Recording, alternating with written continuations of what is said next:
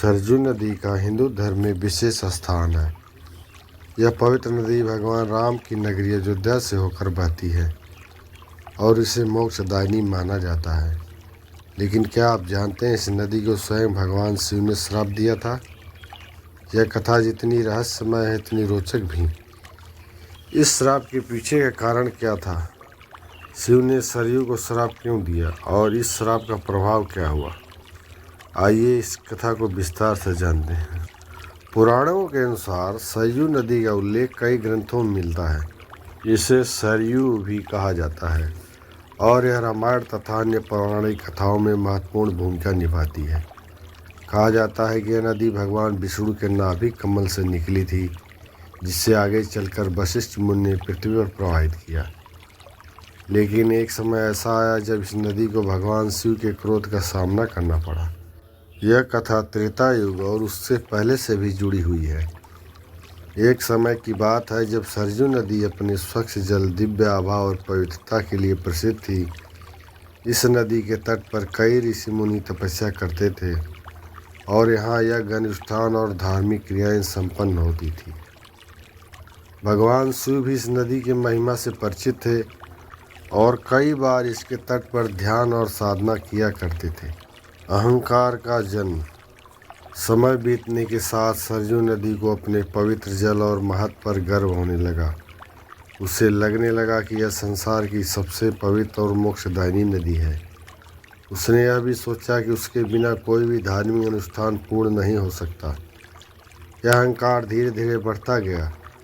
सरजू के इस बदलते स्वभाव को ऋषियों और देवताओं ने देखा, लेकिन किसी ने कुछ नहीं कहा। वे समझते थे कि समय आने पर स्वयं विधि का विधान इस अहंकार को समाप्त करेगा। भगवान शिव का आगमन। एक दिन भगवान शिव अपने गणों के साथ भ्रमण कर रहे थे।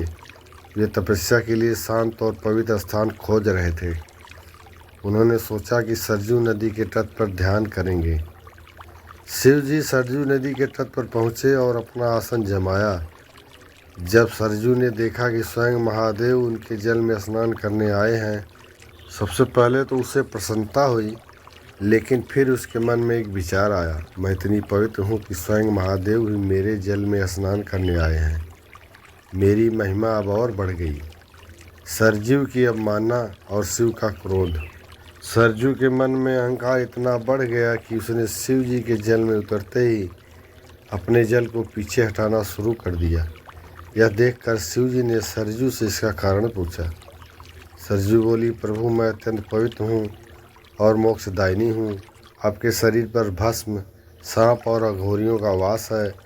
यदि आपने मुझ में स्नान किया तो मेरी पवित्रता नष्ट हो जाएगी।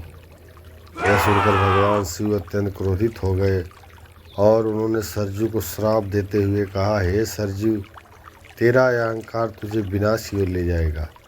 आज से तेरा जल पूर्ण रूप से पवित्र नहीं रहेगा। कई स्थानों पर तेरा जल सूख जाएगा और कहीं कहीं तेरा प्रवाह दूषित हो जाएगा। तू अब अमर नहीं रहेगी और एक दिन तेरा अस्तित्व समाप्त हो जाएगा। श्राप का प्रभाव। भगवान शिव के श्राप के बाद सरजू नदी का प्रवाह धीरे धीरे बदलने लगा। पहले जहाँ इसका जल अत्यंत निर्मल और शुद्ध हुआ करता था, अब वहाँ कुछ स्थानों पर गंदा होने लगा। कई स्थानों पर इसका प्रवाह कम हो गया और कुछ स्थानों पर यह पूरी तरह सूख गई। कहा जाता है कि इसी कारणवश आज भी सरजू नदी के कुछ भागों में जल की कमी देखी जाती है और कहीं कहीं इसका प्रवाह अत्यधिक दूषित हो जाता है। शिव जी का वरदान। हालांकि सरजू नदी अपनी गलती स्वीकार की और भगवान शिव से क्षमा याचना की। उनकी प्रार्थना से प्रसन्न होकर भगवान शिव ने एक वरदान भी दिया, हे सरजू, यद्यपि तूने अहंकार किया, परंतु तेरी भक्ति और पश्चाताप को देखकर मैं तुझे आशीर्वाद देता हूँ कि जो भक्त श्रद्धा से तेरा स्मरण करेगा और तेरा जल स्पर्श करेगा, उसे पापों से मुक्ति मिलेगी। विशेष रूप से अयोध्या में तेरा प्रवाह पवित्र रहेगा और यहाँ स्नान करने वालों को मोक्ष की प्राप्त होगी। इस प्रकार सरजू को भगवान शिव ने श्राप तो दिया, लेकिन साथ ही उसे एक वरदान भी दिया, जिससे उसकी महिमा पुनः स्थापित हो गई।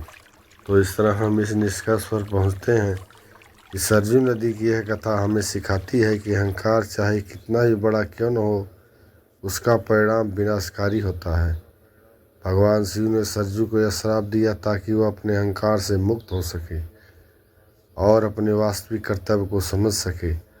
आज भी सरजू नदी हिंदू धर्म में अत्यंत पवित्र मानी जाती है और इसका विशेष महत्व है। अयोध्या में इसका स्नान मोक्षदायी माना जाता है और यहाँ स्नान करने वालों से पापों का नाश होता है।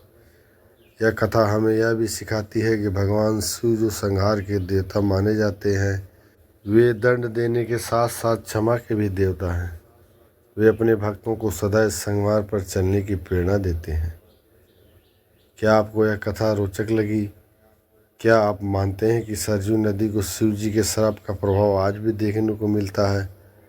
अपने विचार हमें कमेंट में बताएं और यदि आपको यह वीडियो पसंद आई हो तो इसे लाइक और शेयर करना न भूलें। जय महादेव, जय सरजू माता।